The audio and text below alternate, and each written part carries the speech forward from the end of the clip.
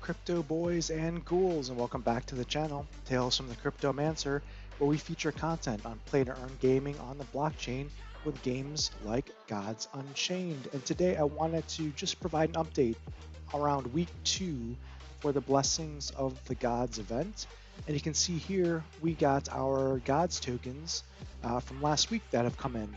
And we ended up this week with 8.41 Gods tokens. And God's tokens are right now $4.28. So this is about $36 of God's tokens, which is great. It's not as much as the first week. And the reason why it's gone down, you can see here, if we look at the number of unique players per day, which is the red line here, about a week ago, we had 15,000 and some odd players, and right this last week we were at almost 18,000, so 17,636. So the number of players playing in the event increased, and we didn't hit the next milestone to increase the number of God's tokens available. So that means everyone's tokens probably went down week over week.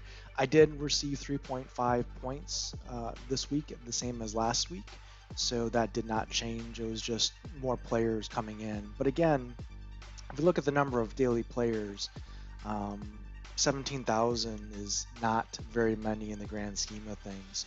So there's still plenty of room for this game to grow. What I wanted to do is also go into the game here. So going into the game, I wanted to open a few packs. We did get a Divine Order pack as a result of some of the server problems over the weekend. I actually did not do well enough in ranked play this last weekend to get a Divine Order pack through the weekend ranked play, but we did get one courtesy of the developers just because of the challenges with the server. So that's good news. So we're going to open up some packs. I have a couple, I think, from leveling up, and then from the weekend ranked play, and then the Divine Order pack. Let's see what we get here. Everyone likes a good pack opening. So let's start with just a leveling pack here.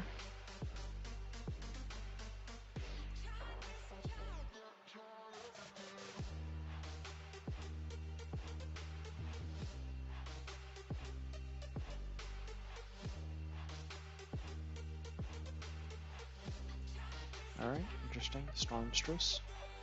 Let's go to the next pack.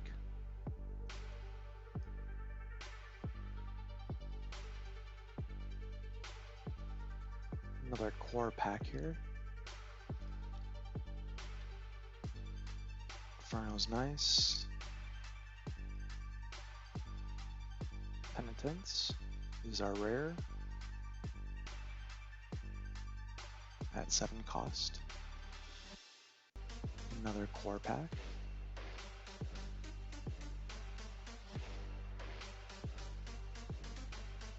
Tame Mammoth is a very good card for the war deck.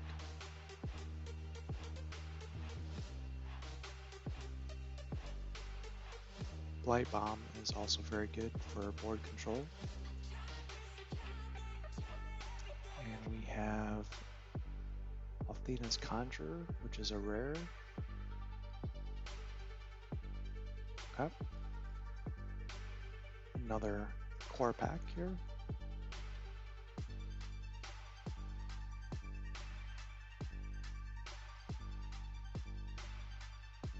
A rare Sip of Elixir, which unlocks a mana lock, which is nice. 2 Uncanny Rogues in this pack. And we ended up getting an Epic Spartan. Okay. And the last pack. This is our Divine Order pack. These will be NFTs on the blockchain, so these will be cards that we can sell. Let's hopefully get some good cards here. The Plague Talisman. All right, that's nice. It's a relic, and 2 uses, 1 damage, and if the creature survives, it's transformed into a 1/1 zombie, which is nice. Decaying Rhino, 4 mana cost card, 6/6, and as long as you're frenzied, uh, you're in good shape. Then we have Enchanted Chariot. This is a really good card, a 1 cost mana mage card with a ping damage of 1. Oh, this is great. Actually, I really needed this. This is the Bronze Gate, a 3 mana cost card, frontline with armor, and a 2/3. So this is a really good defensive card, really good. And we got Mutual Hatred, which is a 3-cost spell, which you destroy a creature with 4 or less mana cost. All right. Well, this was a good pull for the Divine Gate, or excuse me, the Divine Order pack. The Bronze Gate is definitely something that I've been missing in my deck. So that's a good pull. Let's just see if there's anything in the store that we want to get today. Probably not. And then what I'll do is let me quickly go through the deck that I've been using over the weekend. This was requested in the comments. I can share what I'm currently using. This is a nature aggro or zoo deck. It's got some higher mana cost card just because I've changed a couple things out, but we'll talk about that. So for 1 mana cost, I have a Marshwalker as well as a Shield Bearer. I wish I had another Marshwalker and a Shield Bearer to include here. If I did, I would probably drop Best Friends to pick those up. I have 2 Wild Hogs and 2 Vanguard Axewoman as well as 2 Best Friends. For my 1 mana cost cards. For the 2 mana cost cards, I have 2 Black Jaguars, 2 Dart Maniacs. I really like the Dart Maniac. It's a very, I think, underrated card in my opinion. And I have a Canopy Barrage. If I had another Canopy Barrage, I'd probably use that and swap out the Skeleton Heavy. Although Skeleton Heavy is also a very good 2 mana cost card. I just prefer the Black Jaguar a little bit better. For 3 mana, I'm running actually a few spells here and relics. So I have the Spring's Harvest, which is a really good card when frenzied. It gives you 3 random nature cards, which can come in handy and give you some pretty powerful draws there. The Moonlight Charm is a great relic, which allows me to ramp up creatures and maintain board control. Rabid Bear is also nice when frenzied. It gives you some good stats at a 4/4 with a 3 mana cost.